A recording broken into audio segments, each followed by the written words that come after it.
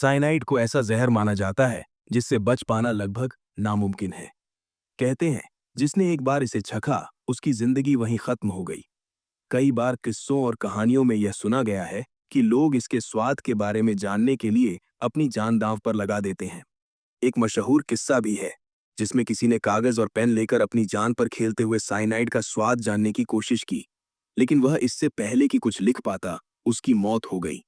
Cyanide इतना खतरनाक जहर है कि इसके प्रभाव से इंसान पलक झपकते ही दम तोड़ देता है। अब सोचिए, अगर कोई साइनाइड खा ले और फिर भी जिंदा बच जाए तो यह किसी चमत्कार से कम नहीं होगा। लेकिन ऐसा हुआ क्यों और वह व्यक्ति कैसे बचा? यह एक अनोखी और रहस्यमय कहानी है जो आज आपके सामने पेश है। ये कहानी 1988 की है, जब साउथ कोरिया की राजधानी सियोल में ओलंपिक खेलों की तैयारियां जोरों पर थीं। सियोल एक बेहद खूबसूरत जगह है और उस समय ओलंपिक की मेजबानी साउथ कोरिया के लिए गर्व की बात थी। ओलंपिक किसी भी देश के लिए न केवल खेलों का आयोजन होता है, बल्कि यह उस देश की प्रतिष्ठा को बढ़ाने का एक मौका भी होता है। हालांकि साउथ कोरिया के लिए एक बड़ी चुनौती यह थी कि उसका पड़ोसी और दुश्मन नॉर्थ कोरिया इस आयोजन में किसी तरह की बाधा न डाल दे। इस वजह से सुरक्षा को लेकर विशेष सतर्कता बरती जा रही थी। ओलंपिक शुरू होने में अभी कुछ ही महीने बाकी थे और तैयारियां जोर शोर से चल रही थीं। लेकिन तभी 29 नवंबर 1987 को साउथ कोरिया के लिए एक बुरी खबर सामने आई। साउथ कोरिया की फ्लाइट 858, जो इराक की राजधानी बगदाद से उड़ान भर रही थी, एक बड़े हादसे का शिकार हो गई। इस फ्लाइट में कुल 115 लोग सवार थे, जिनमें से 113 यात्री साउथ कोरियन थे। बाकी 2 विदेशी थे, जिनमें से एक भारतीय नागरिक भी शामिल था। फ्लाइट ने बगदाद से उड़ान भरी थी और उसे अपनी मंजिल तक पहुंचना था। लेकिन उड़ान भरने के कुछ ही घंटों बाद दोपहर लगभग 2 बजे, जब यह विमान बर्मा के ऊपर से गुजर रहा था, अचानक एक जोरदार धमाका हुआ। धमाका इतना तेज था कि विमान के परखच्चे उड़ गए और इस हादसे ने पूरी दुनिया को झकझोर कर रख दिया। प्लेन का मलबा मीलों तक फैल गया था और बचने की किसी की कोई उम्मीद नहीं थी। फ्लाइट में सवार सभी 115 लोगों की मौत हो चुकी थी। हादसे की भयावहता ने जांचकर्ताओं को शुरुआत से ही यह सोचने पर मजबूर कर दिया कि यह कोई साधारण तकनीकी समस्या नहीं थी, बल्कि एक बम धमाका था। जिस तरीके से विमान आसमान में फटा था, उससे यह स्पष्ट लग रहा था कि यह एक सुनियोजित ब्लास्ट था। ओलंपिक अगले साल होने वाला था और साउथ कोरिया के पड़ोसी और दुश्मन नॉर्थ कोरिया को लेकर पहले ही आशंकाएं थीं। साउथ कोरिया ने तुरंत इसे एक आतंकी घटना मान लिया और शक की सुई नॉर्थ कोरिया की ओर घूम गई। लेकिन असली सवाल यह था कि इसका सबूत कैसे जुटाया जाए। प्लेन के मलबे में कोई ठोस सुराग नहीं मिल रहा था और जांच एक कठिन मोड़ पर खड़ी थी। लेकिन 24 घंटे के भीतर ही बहरीन से एक चौंकाने वाली खबर आई। बहरीन, जो एक दूसरा देश है, वहां के एयरपोर्ट पर 2 संदिग्ध पकड़े गए। इनमें से एक लड़का और एक लड़की थी और ये दोनों हाल ही में बगदाद से लौटे थे, उसी एयरपोर्ट से जहां फ्लाइट 858 ने उड़ान भरी थी। उनकी गतिविधियां संदिग्ध थीं और यह माना जाने लगा कि इनका कनेक्शन विमान हादसे से हो सकता है। यह खबर साउथ कोरिया के लिए बहुत बड़ी थी। उन्होंने तुरंत बहरीन से संपर्क कर इन दोनों संदिग्धों को अपनी कस्टडी में लेने की अपील की ताकि उनसे पूछताछ की जा सके। लेकिन बहरीन की पुलिस जब इन दोनों को अपनी हिरासत में लेकर आगे बढ़ रही थी, तभी कुछ ऐसा हुआ जिसकी उम्मीद किसी को नहीं थी। जैसे ही दोनों संदिग्धों को हिरासत में लिया गया, उन्होंने अचानक अपनी जेब से सिगरेट निकाली और उसे चबाने लगे। उन्होंने इसे पीने की बजाय चबाना शुरू किया। देखते ही देखते जो लड़का था वह वहीं गिरकर मर गया, जबकि लड़की बेहोश हो गई। आनन फानन में दोनों को हॉस्पिटल ले जाया गया, लेकिन डॉक्टर केवल लड़की को बचा पाए। अब लड़की बहरीन की कस्टडी में थी और वह विमान हादसे की जांच के लिए बेहद महत्वपूर्ण हो गई थी। बहरीन की पुलिस ने साउथ कोरिया को जानकारी दी कि हिरासत में लिए गए संदिग्धों में से एक की मौत हो चुकी है, लेकिन दूसरी संदिग्ध जिंदा है। जब साउथ कोरिया ने पूछा कि लड़के की मौत कैसे हुई, तो बहरीन ने बताया कि दोनों ने अपनी जेब से सिगरेट निकाली और उसे चबाने लगे थे। यह सुनते ही साउथ कोरियाई अधिकारियों के कान खड़े हो गए। उन्होंने तुरंत दोबारा कंफर्म किया, क्या उन्होंने सिगरेट मुंह में डाला और चबाया? जब बहरीन ने हाँ कहा, तो साउथ कोरिया को यकीन हो गया कि यह साधारण लोग नहीं थे। साउथ कोरिया ने बहरीन से उनके डॉक्यूमेंट्स की जांच करने को कहा। बहरीन ने बताया कि दोनों ने खुद को जापानी नागरिक बताया था और उनके पास जापानी पासपोर्ट थे। लेकिन साउथ कोरिया ने तुरंत कहा, नहीं, ये जापानी नहीं है, ये नॉर्थ कोरियन एजेंट हैं। जो जासूस के तौर पर काम कर रहे थे। बहरीन ने हैरानी से पूछा, आप ऐसा कैसे कह सकते हैं? अब साउथ कोरिया के लिए यह साबित करना जरूरी हो गया था कि ये दोनों संदिग्ध नॉर्थ कोरिया से जुड़े थे, और इस बात ने पूरे मामले को और भी रहस्यमय बना दिया। साउथ कोरिया ने बहरीन की सरकार को समझाया कि नॉर्थ कोरियन जासूसों का यह पुराना तरीका है। उन्होंने कहा, जब भी हमने नॉर्थ कोरिया के एजेंट पकड़े हैं तो वे हमेशा खुद को मारने की कोशिश करते हैं। इनकी ट्रेनिंग में आत्महत्या के खास तरीके सिखाए जाते हैं और साइनाइड से भरी सिगरेट इसका एक हिस्सा है।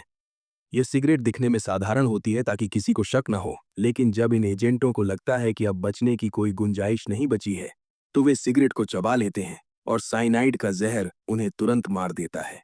जब बहरीन ने यह बात सुनी तो उन्हें भी यकीन हो गया कि यह साधारण मामला नहीं है। हादसे में 113 साउथ कोरियन नागरिकों की मौत हुई थी और साउथ कोरिया के लिए यह मामला बेहद संवेदनशील था। इसीलिए बहरीन की सरकार ने सहानुभूति दिखाते हुए उस लड़की को साउथ कोरिया को सौंप दिया। लड़की को सियोल लाया गया और पूछताछ शुरू हुई। उसने अपना नाम जापानी बताया और एक फर्जी नाम देकर दावा किया कि उसका इस घटना से कोई लेना देना नहीं है। उसने यह भी कहा कि वह जापान की नागरिक है और किसी प्लेन क्रैश या ब्लास्ट से उसका कोई संबंध नहीं। साउथ कोरियन अधिकारी उससे लगातार पूछताछ करते रहे, लेकिन वह अपने बयान से टस से मस नहीं हो रही थी। कई दिन बीत गए, लेकिन वह यही रट लगाए रही कि वह निर्दोष है और जापानी है। अधिकारी उसे सच्चाई बताने के लिए दबाव डालते रहे, लेकिन हर बार वही जवाब मिलता। एक हफ्ता बीत चुका था, लेकिन लड़की के जवाबों में कोई बदलाव नहीं आया और मामला अब भी उलझा हुआ था। साउथ कोरियन सरकार और इंटेलिजेंस एजेंसियां गहरी चिंता में थीं। ओलंपिक कुछ ही महीनों बाद था और इस आतंकी हमले के पीछे की साजिश का कोई सुराग नहीं मिल रहा था। पकड़ी गई लड़की मुंह खोलने को तैयार नहीं थी और हर पूछताछ बेकार साबित हो रही थी। यह मामला अब साउथ कोरिया की सुरक्षा के लिए बड़ा सिरदर्द बन गया था। ऐसे में इंटेलिजेंस टीम के एक अधिकारी ने एक अलग तरीका अपनाने का सुझाव दिया। उसने कहा, यह लड़की सीधे तौर पर कुछ नहीं बताएगी, हमें इसे दूसरे तरीके से तोड़ना होगा। उसके सुझाव पर अमल करते हुए लड़की के सेल में एक टीवी लगा दिया गया। इस टीवी पर सियोल के एक स्थानीय न्यूज चैनल को चलाया गया, जिसमें शहर की रोजमर्रा की खबरें और स्थानीय दृश्य दिखाए जा रहे थे। लड़की अपनी सेल में बैठी टीवी देखती रही। वह सियोल के नज़ारों और खबरों को ध्यान से देख रही थी। धीरे धीरे टीवी पर सियोल की समृद्धि और खूबसूरती को देखकर वह हैरान होने लगी। जब जेल का कोई स्टाफ उसे खाना या पानी देने आता तो वह सवाल पूछने लगती। उसने स्टाफ से पूछा, ये शहर जो मैं टीवी में देख रही हूँ, क्या यह वाकई सियोल है? स्टाफ ने कहा, हाँ, ये वही शहर है। लड़की ने कहा, हमें तो सिखाया गया था कि सियोल भूखा नंगा शहर है। यहाँ लोग गरीबी से तंग आकर भागना चाहते हैं, लेकिन ये तो बहुत ही खूबसूरत और आधुनिक शहर है। स्टाफ ने जवाब दिया, हाँ, और इसी शहर में कुछ महीनों बाद ओलंपिक भी होने जा रहा है। लड़की के दिमाग में यह बात गहराई तक उतर गई। उसे पहली बार समझ आया कि जो बातें उसे सिखाई गई थीं, वे पूरी तरह झूठ हो सकती हैं। टीवी पर सियोल की लोकल न्यूज चैनल में ओलंपिक की तैयारियों की खबरें जोर शोर से चल रही थीं। विभिन्न स्टेडियमों की भव्यता, निर्माण कार्य और आयोजन की तैयारियों को दिखाया जा रहा था। हर दिन नई खबरें आती, कहीं एथलीट्स के लिए विशेष सुविधाओं का निर्माण हो रहा था, तो कहीं सुरक्षा इंतजामों की चर्चा हो रही थी। इन सब ने लड़की का ध्यान खींच लिया। लगातार 2-3 दिन तक वह टीवी पर यह सब देखती रही। फिर अचानक उसने स्टाफ से कहा, क्या आप अपने अफसर को मेरे सेल में भेज सकते हैं? जब अफसर पहुंचे तो उसने कहा, अब मैं आपको अपना सच बताना चाहती हूँ। मुझे झूठ बताया गया था, लेकिन अब आपकी सच्चाई मेरी आंखों के सामने है। आपके शहर और आपकी संस्कृति को देखकर मेरी आंखें खुल गई हैं। अब मैं अपनी असली पहचान और सच्चाई आपको बताना चाहती हूँ। अफसर का तरीका काम कर गया था। लड़की ने खुद को खोलते हुए कहा, मेरा नाम किम ह्यून ही है। मैं जापानी नहीं, बल्कि नॉर्थ कोरिया की हूँ। नॉर्थ कोरियन सरकार की एजेंट और जासूस हूँ। उसने बताया कि उसकी जासूसी का सफर बचपन से ही शुरू हुआ। मैं सिर्फ 7 साल की थी जब मेरे माँ बाप ने मुझे इस काम के लिए तैयार करना शुरू किया। उन्होंने मुझे सिखाया कि मेरा कर्तव्य देश और सरकार के प्रति होगा। फिर उसने कॉलेज की पढ़ाई पूरी की। एक दिन एक अधिकारी उससे मिलने आया और बोला, तुम्हें अपने देश और सरकार के लिए कुछ बड़ा करना होगा। यहीं से उसकी जासूसी का असली सफर शुरू हुआ।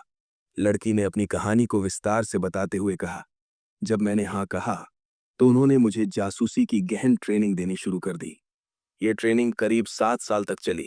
इस दौरान मैंने मार्शल आर्ट, हथियार चलाने, खुफिया तौर तरीकों से बच निकलने जैसी हर जरूरी चीज सीखी। लेकिन सबसे खास बात यह थी कि मुझे जापानी भाषा सिखाई गई। इसके लिए उन्होंने जापानी नागरिकों को किडनैप कर लिया था। उन्हें हमारे पास लाया गया ताकि वे मुझे जापानी भाषा और रीति रिवाज सिखा सकें। ट्रेनिंग पूरी होने के बाद एक दिन मेरे पास एक अफसर आया। उसने कहा, अब समय आ गया है कि तुम अपने देश के लिए कुछ बड़ा करो। तुम्हें एक खास मिशन पर जाना है और इस मिशन के लिए खुद हमारे तानाशाह ने तुम्हें चुना है। मुझे गर्व महसूस हुआ और मैंने जवाब दिया, हाँ, देश के लिए कुछ भी करूंगी। इसके बाद मेरे लिए एक फर्जी जापानी पासपोर्ट तैयार किया गया और मुझे एक नया नाम दिया गया। इस मिशन के लिए मेरे साथ एक और शख्स को चुना गया था। हमें साथ में काम करने की हिदायत दी गई। हम दोनों अपने फर्जी पासपोर्ट का इस्तेमाल कर सबसे पहले नॉर्थ कोरिया से निकले और मॉस्को पहुंचे। मॉस्को उस समय सोवियत संघ की राजधानी थी। वहां से हमने अपनी अगली यात्रा यूगोस्लाविया के लिए की। वहां पहुंचने पर हमें 2 और लोग मिले जो इस मिशन में हमारी मदद के लिए नियुक्त किए गए थे। लड़की की बातों से साफ हो रहा था कि यह मिशन कितनी बारीकी से तैयार किया गया था और इसमें कितने बड़े स्तर पर योजना बनाई गई थी। लड़की ने आगे बताया कि उनके साथ एक बैकअप बॉक्स था जिसमें एक टाइम बम रखा गया था। इस बॉक्स को लेकर वे दोनों यूगोस्लाविया से इराक की राजधानी बगदाद पहुंचे। बगदाद से उन्हें सियोल यानी साउथ कोरिया की राजधानी के लिए फ्लाइट पकड़नी थी। ये वही फ्लाइट थी जिसका नंबर 858 था, जिसके बारे में हमने शुरुआत में बात की। बगदाद पहुंचने के बाद दोनों ने फ्लाइट 858 में चढ़ाई। फ्लाइट में बैठने के बाद उन्होंने टाइम बम से भरे बॉक्स को लगेज कंपार्टमेंट में रख दिया। ये 1987 का दौर था जब एयरपोर्ट सिक्योरिटी आज की तरह कड़ी नहीं थी। उस समय कोई भी रेलवे स्टेशन या बस स्टैंड की तरह आसानी से एयरपोर्ट पर आ जा सकता था। एयरलाइंस और सुरक्षा तंत्र उस स्तर पर विकसित नहीं थे जैसा 2000 के बाद देखा गया। फ्लाइट बगदाद से उड़ान भरने के बाद अबू धाबी में रुकी। इस दौरान दोनों एजेंट बम को फ्लाइट में छोड़कर अबू धाबी में ही उतर गए। अब फ्लाइट में 115 यात्री और क्रू सदस्य सवार थे, जिनमें से ज्यादातर साउथ कोरियन नागरिक थे। फ्लाइट 858 को अपने गंतव्य तक पहुंचना था, लेकिन बम के कारण यह यात्रा कभी पूरी नहीं हो पाई। ये दोनों अबू धाबी से बाहर निकलने के बाद तय करते हैं कि वे पहले जॉर्डन जाएंगे। उन्होंने जॉर्डन के लिए फ्लाइट पकड़ी और वहां से बहरीन पहुंचे। बहरीन में उनकी योजना थी आगे का सफर तय करने की, जिसमें वे एक दूसरी फ्लाइट लेकर उत्तर कोरिया जाएंगे ताकि किसी को उन पर शक न हो। हालांकि जब वे अबू धाबी से जॉर्डन पहुंचे थे, तब तक सब ठीक लग रहा था, लेकिन जॉर्डन में कुछ अधिकारियों को इन पर शक हुआ। हालांकि उन्हें छोड़ दिया गया। जब ये बहरीन पहुंचे तो वहां वीजा और पासपोर्ट चेकिंग के दौरान एयरपोर्ट स्टाफ को इन दोनों पर शक हुआ। अधिकारियों ने उन्हें रोककर पूछताछ शुरू की। इसी दौरान उनके भीतर डर भी था, क्योंकि उन्हें पता था कि उनकी हरकतें संदिग्ध लग सकती हैं। उधर एयरपोर्ट स्टाफ को खबर मिल चुकी थी कि अबू धाबी से गई एक साउथ कोरियन फ्लाइट में बड़ा धमाका हुआ है, जिसमें 115 लोग मारे गए। स्टाफ ने उनके ट्रैवल रिकॉर्ड्स की जांच की और पाया कि ये दोनों उसी फ्लाइट में सवार थे जो बाद में धमाके का शिकार हुई। उनका पूरा यात्रा रूट बगदाद से अबू धाबी से जॉर्डन और फिर बहरीन संदिग्ध था। इस जानकारी से अधिकारियों का शक और गहरा हो गया, जिसके कारण उन्हें और कड़ी पूछताछ के लिए रोका गया। इन दोनों संदिग्धों से पूछताछ शुरू की गई, लेकिन उन्होंने शुरू में कोई जानकारी नहीं दी। अंततः जब वे थक गए और उन्हें लगा कि बचने का कोई रास्ता नहीं है, तो उन्होंने साइनाइड से भरी सिगरेट अपने मुंह में रख ली। उनमें से एक ने सिगरेट का सेवन किया और जान दे दी, लेकिन दूसरी संदिग्ध किम बच गई। किम को तुरंत हिरासत में ले लिया गया और उससे गहन पूछताछ की गई। जब उसे बहरीन से सियोल ले जाया गया, तो अधिकारियों ने अतिरिक्त सतर्कता बरती। उन्हें संदेह था कि किम ने अपने पास कोई जहर या आत्महत्या करने का अन्य साधन छिपा कर रखा हो सकता है। इस डर से पूरे सफर के दौरान किम के मुंह पर टेप लगाया गया ताकि वह कुछ भी निगल न सके जिससे उसकी जान जा सके। इस तरह उसे सियोल तक सुरक्षित पहुंचाया गया। सियोल में कड़ी पूछताछ के बाद किम ने पूरी साजिश की कहानी उजागर कर दी। जब उससे पूछा गया कि उसने विमान विस्फोट जैसी खौफनाक घटना को अंजाम क्यों दिया, तो उसने चौंकाने वाला खुलासा किया। किम ने बताया कि 1988 में दक्षिण कोरिया में होने वाले ओलंपिक खेलों की मेजबानी के कारण यह हमला किया गया। उसने कहा कि उत्तर कोरिया के तानाशाह किम जोंग इल इस बात से बेहद नाराज थे कि दक्षिण कोरिया को इतनी बड़ी जिम्मेदारी और सम्मान मिल रहा था। उन्हें लगा कि इससे दक्षिण कोरिया का दबदबा और नाम बढ़ेगा, जबकि उत्तर कोरिया पीछे रह जाएगा। ये उनके लिए सहन करना मुश्किल था। उन्होंने सोचा कि इस आतंकी हमले से न केवल ओलंपिक खेलों को रद्द किया जा सकता है, बल्कि दक्षिण कोरिया की प्रतिष्ठा को भी गहरी चोट पहुंचाई जा सकती है। साथ ही यह एक संदेश था कि उत्तर कोरिया किसी भी स्तर तक जा सकता है। इस प्रकार ओलंपिक खेलों को बाधित करने और दक्षिण कोरिया की छवि को खराब करने के लिए इस आतंकी हमले को अंजाम दिया गया। इस पूरी साजिश की शुरुआत उसी विमान से हुई थी जिसमें बम रखा गया था। किम ने अपना जुर्म कबूल करते हुए बताया कि उसे इस आतंकी हमले के लिए तैयार किया गया था। उसने यह भी स्वीकार किया कि उसका ब्रेन वॉश किया गया था। उसे दक्षिण कोरिया और सियोल के बारे में झूठी जानकारी दी गई थी। दक्षिण कोरिया की नकारात्मक छवि प्रस्तुत की गई और उसके नागरिकों के बारे में झूठ फैलाया गया। उसे सच से पूरी तरह अनजान रखा गया था। लेकिन अब उसने कहा, उसे अपनी गलती का गहरा एहसास है। किम ने अदालत में स्वीकार किया कि उसकी वजह से विमान में सवार 115 निर्दोष लोगों की जान चली गई। उसने कहा, मैंने जो किया उसके लिए माफी मांगने का कोई हक नहीं है। अगर मुझे 100 बार भी मौत की सजा दी जाए तो वह भी मेरे अपराध के लिए पर्याप्त नहीं होगी। मैं मौत की सजा के लायक हूं और इसे स्वीकार करती हूं। अदालत ने उसकी भावनाओं और कबूलनामे को सुनने के बावजूद कोई नरमी नहीं बरती और किम को मौत की सजा सुनाई। इस फैसले के बाद भी किम ने कोई विरोध नहीं किया, बल्कि अपनी सजा को स्वीकार कर लिया। उसने दोहराया कि वह माफी के योग्य नहीं है और उसे अपने गुनाह की पूरी सजा भुगतनी चाहिए। हालांकि जब यह मामला पूरे देश में चर्चा का विषय बना और अदालत में उसकी कहानी विस्तार से सामने आई, तो यह बात साउथ कोरिया के राष्ट्रपति तक पहुंची। राष्ट्रपति ने किम की कहानी, उसके ब्रेनवॉश होने और उसकी पश्चाताप भरी स्वीकृति को ध्यान में रखते हुए मानवीय आधार पर उसे माफी दे दी। इस निर्णय ने देश में मिलीजुली प्रतिक्रियाएं पैदा की। कुछ लोग इसे न्याय और दया का मिला-जुला रूप मानते थे, तो कुछ इसे आतंकियों के लिए गलत संदेश मानते थे। लेकिन राष्ट्रपति का मानना था कि किम की गलती उसकी मजबूरी और गलत जानकारी का परिणाम थी और उसे एक दूसरा मौका मिलना चाहिए। साउथ कोरिया के राष्ट्रपति ने सार्वजनिक तौर पर यह ऐलान किया कि किम को माफ किया जा रहा है। उन्होंने कहा, यह लड़की जो कुछ भी कर गई, वह उसके ब्रेन वॉश का परिणाम था। उसे झूठे सपने दिखाए गए, साउथ कोरिया के बारे में गलत कहानियां सुनाई गईं और उसके मन में नफरत भर दी गई। लेकिन जब उसने सियोल और दक्षिण कोरिया की असली तस्वीर देखी, तो उसे सच का एहसास हुआ। उसने महसूस किया कि जो कुछ उसे बताया गया था, वह पूरी तरह से झूठ था। यही वजह है कि उसने अपनी गलती स्वीकार की और सच्चाई सामने रखी। राष्ट्रपति ने आगे कहा कि किम का सच बोलने और अपनी गलती स्वीकार करने का यह साहस दिखाता है कि उसने दिल से अपनी गलती का पश्चाताप किया है। इन सब बातों को ध्यान में रखते हुए उसे माफ कर दिया गया और आजाद कर दिया गया। लेकिन किम के लिए नई मुश्किलें खड़ी हो गईं। वह नॉर्थ कोरिया लौट नहीं सकती थी, क्योंकि वहां के तानाशाह उसे गद्दार मानते और निश्चित रूप से मौत के घाट उतार देते। सरकार ने उसके परिवार के बारे में जानकारी जुटाने की कोशिश की, लेकिन कुछ पता नहीं चला। ऐसा माना गया कि किम के साउथ कोरिया में सच्चाई उजागर करने के बाद नॉर्थ कोरिया ने उसके पूरे परिवार को सजा दी और उनका अंत कर दिया। माफी के बाद किम ने साउथ कोरिया में एक नई जिंदगी की शुरुआत की। वहां की सरकार ने उसे न केवल सुरक्षा दी, बल्कि आर्थिक और सामाजिक रूप से भी सपोर्ट किया। उन्होंने उसे वहीं रहने का मौका दिया और कहा, यह तुम्हारा नया घर है। किम ने धीरे धीरे अपनी जिंदगी को फिर से बसाया और वह एक नई शुरुआत के साथ आगे बढ़ी। हालांकि अपने परिवार के लिए उसके दिल में हमेशा एक दर्द और अफसोस बना रहा।